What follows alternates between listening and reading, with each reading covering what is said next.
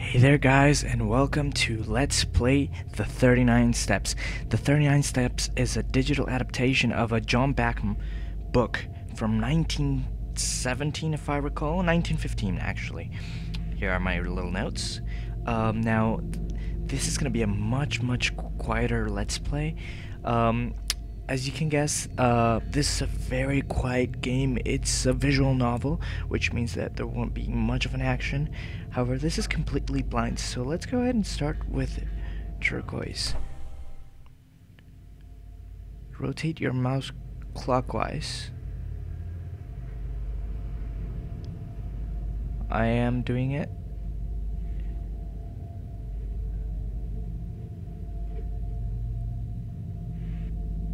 Let's go anti-clockwise. Okay, let me get this figured out. Wait. Okay, so oh, that is so cool. There's a few mechanics in this game. I've yet to play them, but I feel like this game does very well in terms of ambience. So this is the reason why this is going to be a much quieter game. The point of this is to, just like relax. I need to relax a bit, and this is so much better than reading a book, in my opinion. Now, like I said, this is based on a book from 1915 by what's his face? I don't have his name right now, but we've seen the name on screen before, and I've already said it. Now, this game, this book that I'm talking about was actually written by this guy, and this game has actually been made into movies and plays. There was a movie in 1935 directed by Alfred Hitchcock, and it is said that this book, I'm talking about the book right now.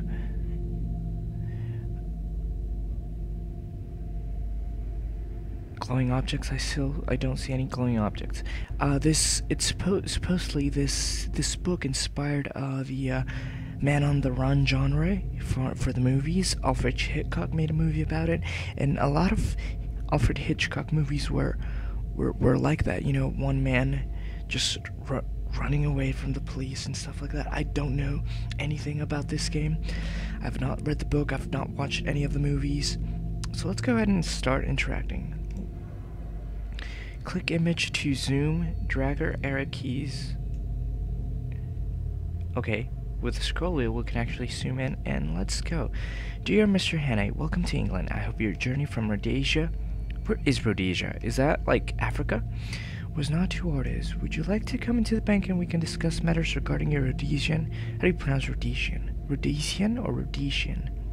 Mining shares? If you could please make an appointment with my clerk, Mr. Scoop on Temple 6733. Yours sincerely, Mr. Edward Ainsley, manager, Bennings Banks. What is this? This is the note, and is this a different note? No, this is the same note. Show text. So in case you can't read the handwriting, you can actually click over here on show text. But let's get going. Let's go back. Now let's explore a bit around here. As far as I'm concerned, the character is Scottish, from Scotland, and isn't this like some Scottish castle somewhere? So I don't think there's anything else we can do here in this room, so let's go ahead and hit done. Now this is a very explorative sort of game. Awarded the graduate. Congratulations, you've made it through our short tutorial and have given an award for your efforts. There are 15 more of these to collect.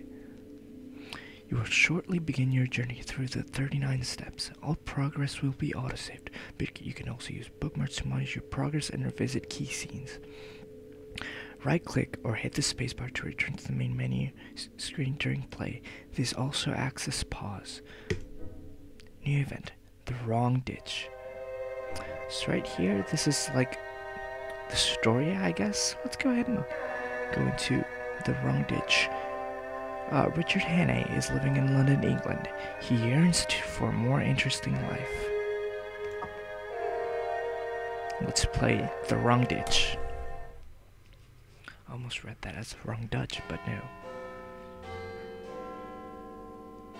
Monday, 18th May, 1914, London, England.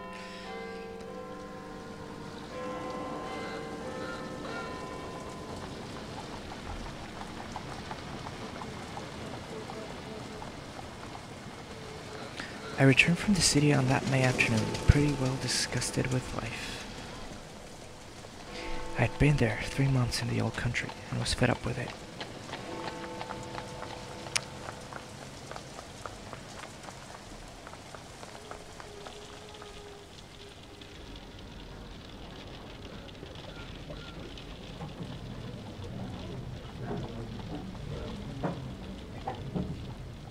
Richard Hannay, you have got into the wrong ditch, my friend, and you had better climb out.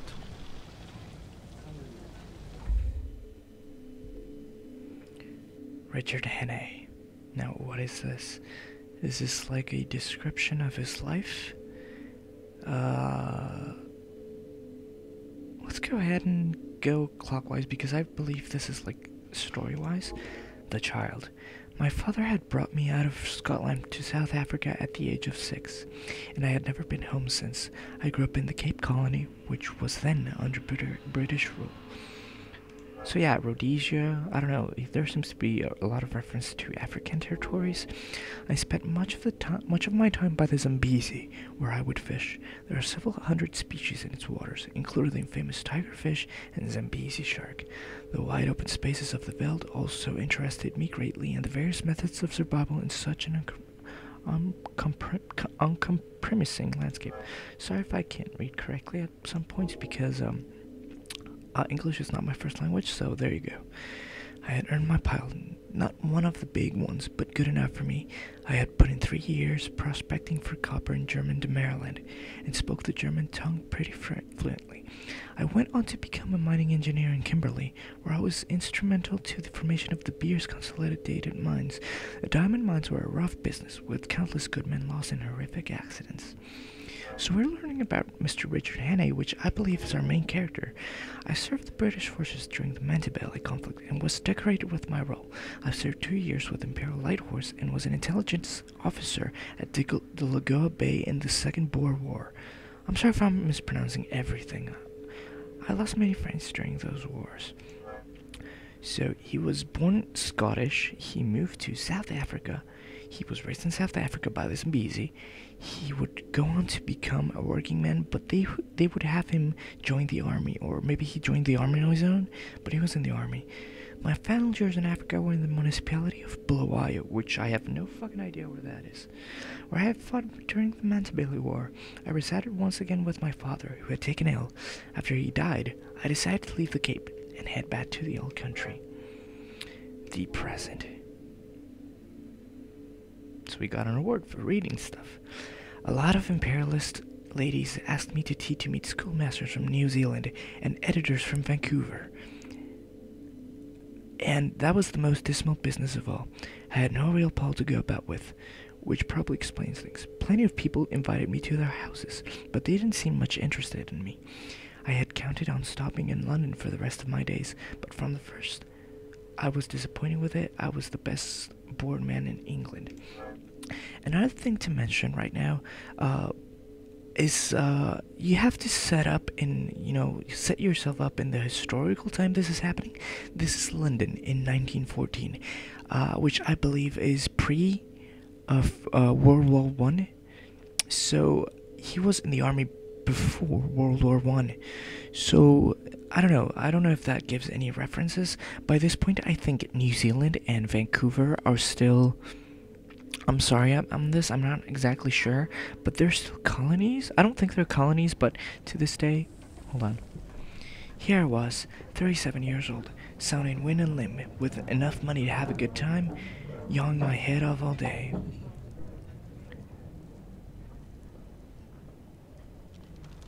I had a long drink and read the evening papers. They were full of the row in the Near East, and there was an article about Carolites, the Greek premier.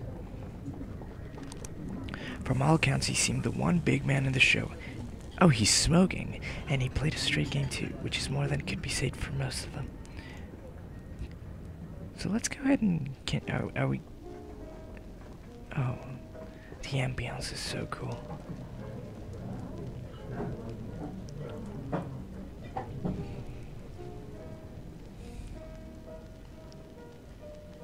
Someone had loaded the cylinder player. I felt a deep nostalgia for my homeland of Scotland as Annie Laurie filled the room.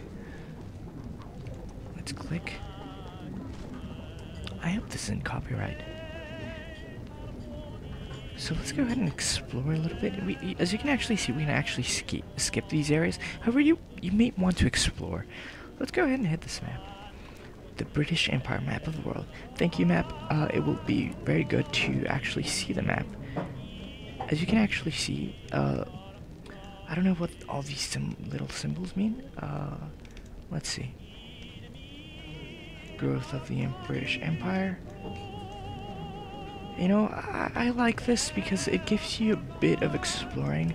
As you can see, this actually shows you all of the colonies. I don't know if these were actually, like actual colonies by this point in time, or if they were previous colonies.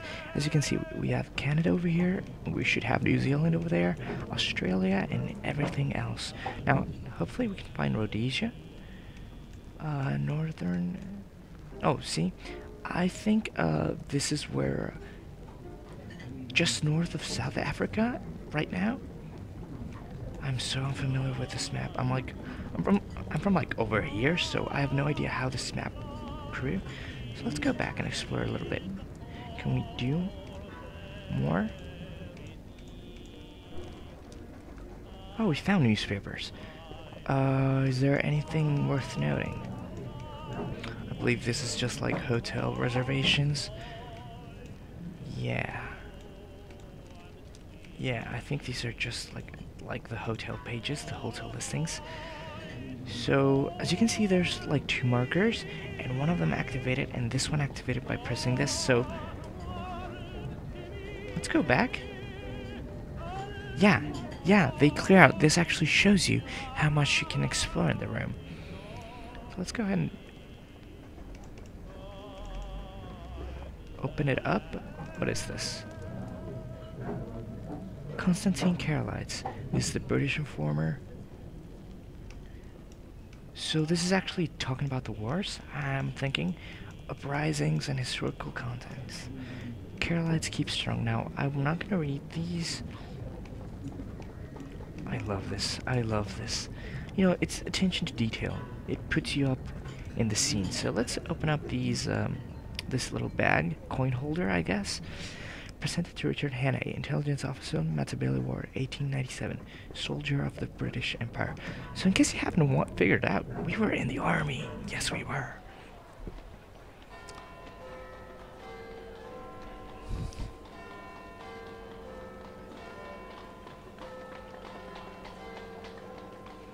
About 6 o'clock I went home.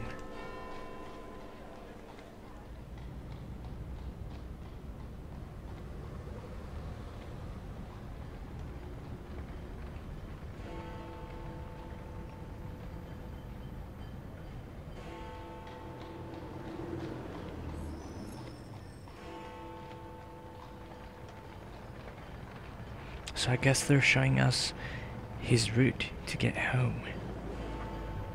My flat was the first floor, in a new block behind Lanham Place.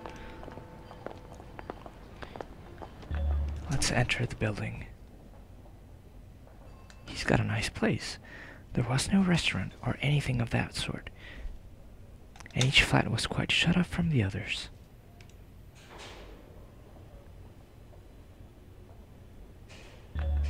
So let's examine our post.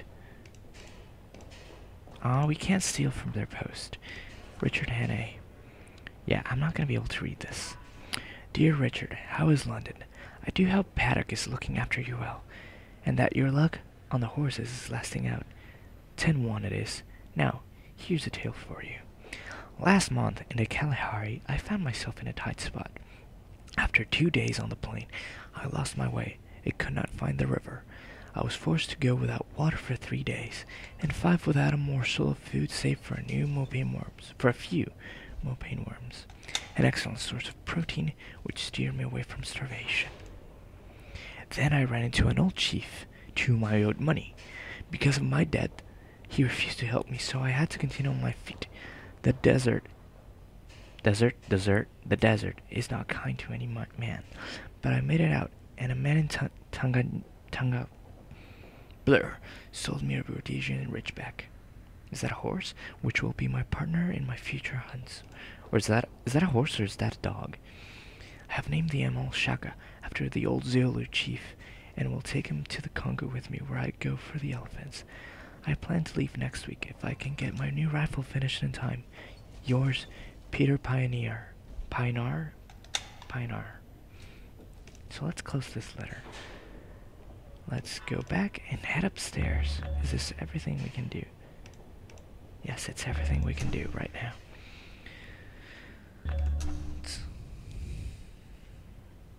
What is this? So that was cool. That was cool. I like that. It gives a bit more of an interaction with the actual scene. Paddock? That's me home. I'll be heading out for dinner. We just arrived, so I'm guessing Paddock is like our waiter.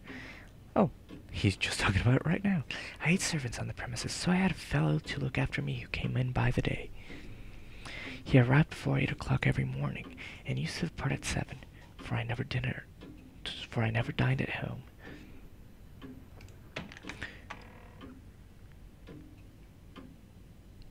Is that us leaving? No, that's us heading into the room. Now, since this is a mystery novel, I assume we have to remember all these little details about Africa, about the time our waiter actually comes in and goes out. And this doesn't make any sense. We just went home to tell that guy who works for us. Anyway, let's head back to Regent Street, I'm guessing. That evening, I dined at the Café Royale, and then headed elsewhere for entertainment. So we had dinner over at Regent Street. Let's head over to, I'm guessing, Leicester Square? Alhambra. Is this some theater or some cinema? Well, I'm guessing it's not a cinema because there weren't cinemas back then. An evening's entertainment. Oh, can we actually choose?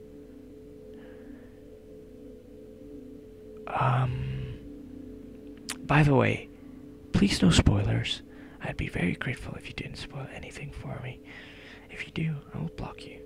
And if I only have like 6 subscribers. However, let's go to the music halls. Oh, they're not letting us choose, they're teaching us. The countless music halls of London were one way of passing the evening away. Forces of all styles played a conspicuous part in this week's bill. And what about Leicester Square? On this particular evening, I wandered to Leicester Square, where the more resplendent theater of varieties could be found. A show at the Alhambra caught my eye, though one could never quite sure of the act until it had been seen. So we're done with the entertainment of this evening.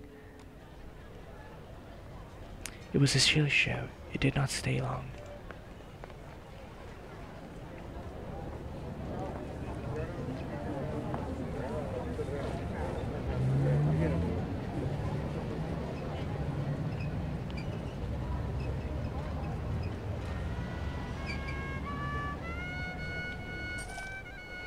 On the way home, I gave half a crown to a beggar because I saw him yawn. He was a fellow sufferer. Can anyone tell me how much a crown is and how much half a crown is? I have no idea. I made a vow. I would give the old country another day to fit me into something.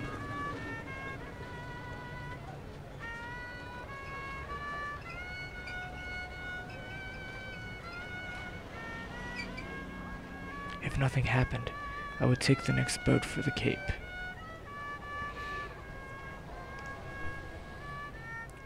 An unlikely visitor.